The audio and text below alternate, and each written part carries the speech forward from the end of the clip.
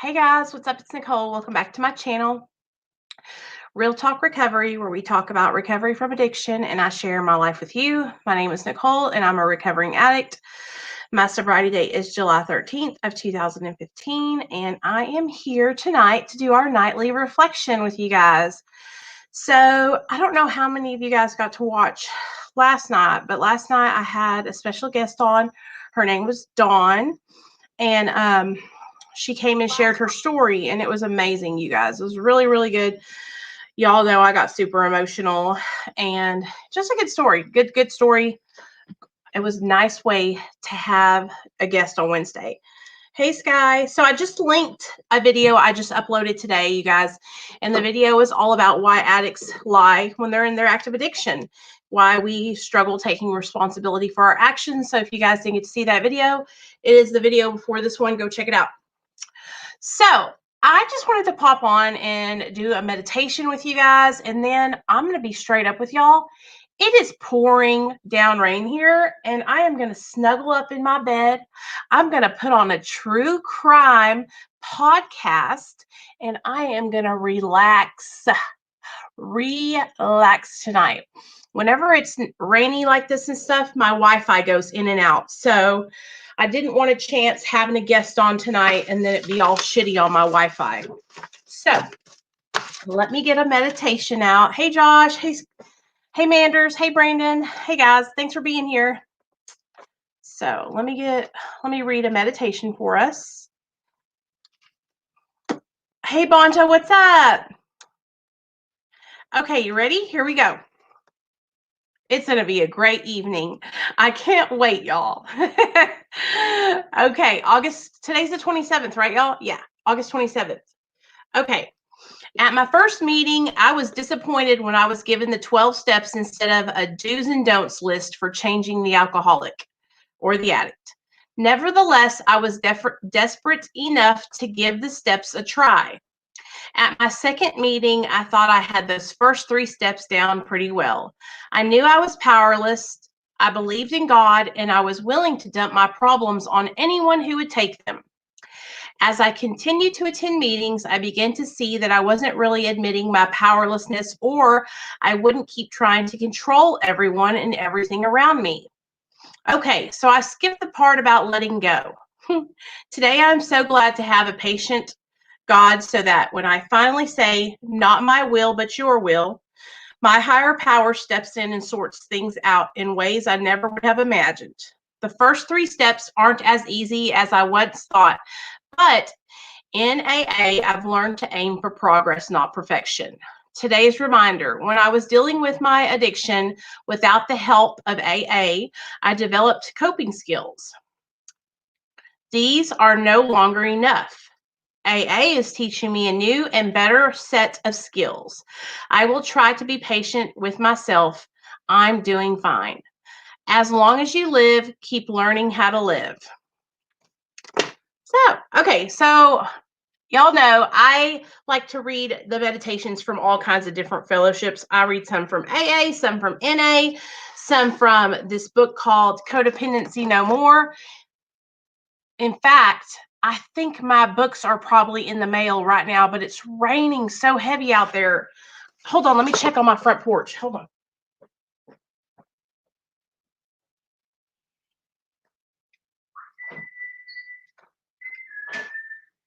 Hell no. Damn. I was hoping my books were out there. I ordered 2 books for us to work out of, you guys. I ordered the Codependency No More book, and I ordered, I can't remember what the other book was, but they're really, I'm excited, and we're going to start working out of those on for these live streams. On the nights that I don't have a special guest, we are going to work out of those workbooks. So, is it a bad signal? Is it bad right now? Yeah, it's the rain, you guys. It's pouring here. So let me go ahead and just get to the point. So, okay.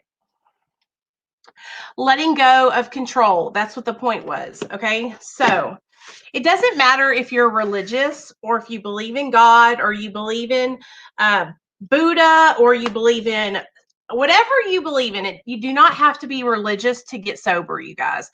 Let me just say one thing, okay? You do not have to believe in Jesus or God or any kind of religious being to be able to get sober. Okay, you don't have to do that.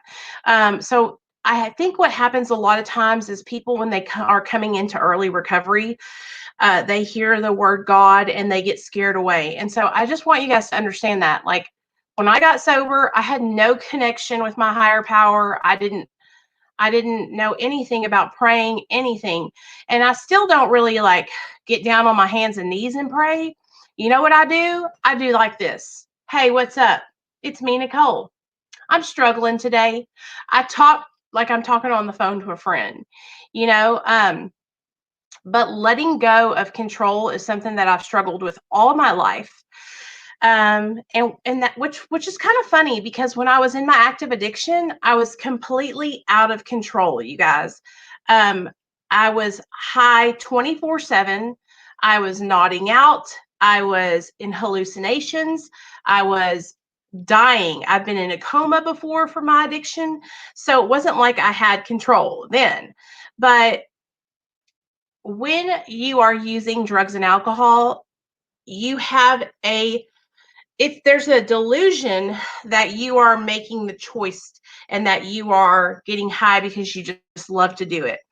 In all actuality, addiction takes over your life, and drugs and alcohol are making the decisions. You're no longer choosing whether or not you use or not, because those substances have hijacked your brain. So I lost control a long time ago. When I got sober, I went into overdrive and I wanted to have every single thing a certain way. And it's because I felt like if I could control everything, then I would be okay. That would make me feel good. That would make me safe, and controlling others, controlling my husband, controlling my situation, it doesn't make me feel any better about me. You know what I mean? Um, it doesn't help me in my recovery. It wasn't until I learned that controlling was me. There's a saying that they say where we are like characters in a play, and we want to be the director. We want to put everybody in their place. We want to arrange things and manage things to our benefit, right? We want to micromanage everybody. But until we let go and realize that we can't manage, that our life is completely unmanageable due to our addictions, then we can't heal. Well, I finally realized that my life was completely unmanageable and that I had no business trying to manage my life, that I needed to have someone else help me. And the way I did that was I started asking people that were sober to guide me and help me. I asked other women that were in recovery, hey, can you kind of like take me under your wing? Can you like be my sponsor? Can you be my accountability partner? And that helped me a lot, you guys. For those of you guys that don't know this, I have a TikTok and I'm trying to become TikTok famous, y'all. TikTok is so difficult for me because it's not in something natural. Like, this is natural to me, but going on TikTok is unnatural to me. But I had a friend of mine who shouted out my TikTok.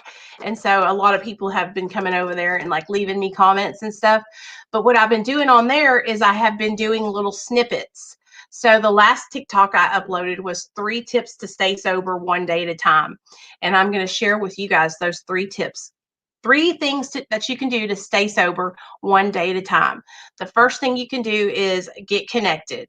Get connected to a sober support network, something like Real Talk Recovery. For those of you guys that don't know, we have a chat, we have a Facebook, we have a Discord, we have a Patreon. Okay, so we have so much support here on this channel that if you're not involved in any of these things, then you're missing out.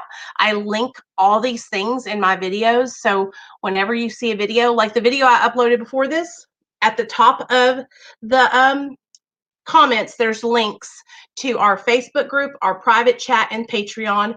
And then when you open up the description, those links are there also. So get yourself connected to a sober support network. All right. Number 2, ask somebody to be your accountability partner or sponsor you. This is what I try to do. I'm a woman, so I try to stick with the women. I asked another woman if she would kind of like help me stay accountable. I could call in and check in with her every day and say, hey, I'm feeling good. I'm staying sober today. Or, hey, I'm really struggling. All right. And then number 3, which is my favorite thing, okay, I call it snitching on my addiction. So if you're triggered, if you're thinking about using, if somebody comes out to your house and they got dope, right? Tell somebody else. Talk about it. Do not keep that shit a secret, okay? Because it's when we keep our addiction a secret and we keep those triggers and those thoughts secrets that it like will manifest in us, and it'll get up and it's like an emotional barometer until we finally explode and then we go out and get high. So those are my 3 tips on how to stay sober. But yeah, this has been a good week, you guys. You like the tips? Hey Esther, what's up, girl? Hey Brandon, how you doing? I haven't hit the pipe in like 5 years, Brandon.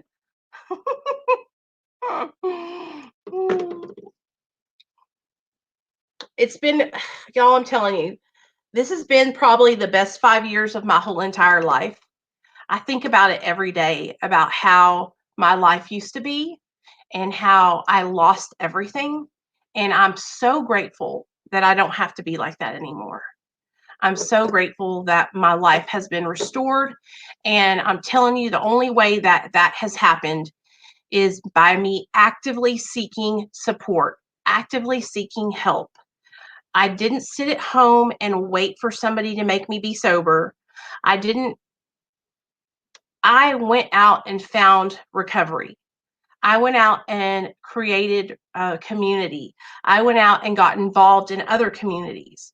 And so if you are someone that's struggling and you're like, I'm never going to be able to get sober, Nicole, I don't know how I'm going to do this. I'm telling you how you're going to do it. I'm literally telling you what you need to do. All you have to do is get busy, go. You know how you got out and you looked for dope? Hey, Ann, I watch this channel, girl. I know Frank. You know how I used to run around getting high? I used to run around and I would go to the ends of the world to find dope. I could hustle up money anytime, day or night. Just like I practiced and ran around getting money for my addiction, that's what I have to do now in my recovery, you guys. That's what we all have to do. So if you are somebody who has a son or a daughter who is actively using drugs or trying to stay sober, and they're just sitting at home sitting at home, that's not how they're going to stay sober. They have to get involved. And while we're in a literal pandemic, the ways that they can get involved from their room, from their house, is through these kind of situations, coming on a live stream, doing Zoom meetings, going into these Facebook groups and getting support there. There's lots of support online now, you guys, which is a blessing. It is a blessing. So I do too. I think Frank is amazing, you guys. I will have to have him on the channel one day. He's got such a big following over there. I don't know if he would want to come on my little channel. But you just got to put the effort in. Just like you put effort into getting high, you have to put effort into staying sober. Just like I do my channel every day, you guys. I do my channel every day because I did my drugs every day when I was in my active addiction. So if I want to stay sober, I got to put in the work. And that's what I tell my husband every day. I say, you know what, babe, I love you, but if you want to stay sober, you got to do the work. You're not going to just get sobriety because I'm sober. So, you know, either you want to get it and you want to work for it and you want to find what works for you, or you're going to keep on getting the same results. You know, I love everybody. And you guys know I am the first one to be non-judgmental. I'm the first one to be kind and loving and tolerant. But I'm not going to lie to you. Like, you've got to start putting in the effort. Okay? All right. So I love you guys. I just wanted to come on here and do a quick meditation with you guys. Tomorrow is Friday. So we have our Mara meeting tomorrow night. Mara meeting tomorrow night, 7 p.m. Central Standard Time. I'll be on for probably like an hour and a half, 2 hours tomorrow night. But I'm fixing to go snuggle up and watch me some true crime, baby, because it's raining outside. And I love it when it rains. I love true crime. So I love you guys. I'll see y'all tomorrow night at 7.